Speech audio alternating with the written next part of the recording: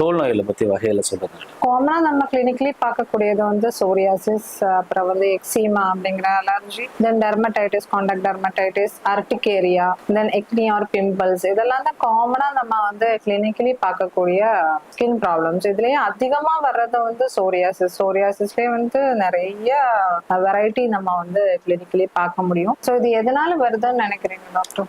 இது பாத்தீங்கன்னா சோரியாசிஸ் வந்து பாத்தீங்கன்னா ஒரு ஆட்டோ இம்யூன் டிசார்டர்ஸ்.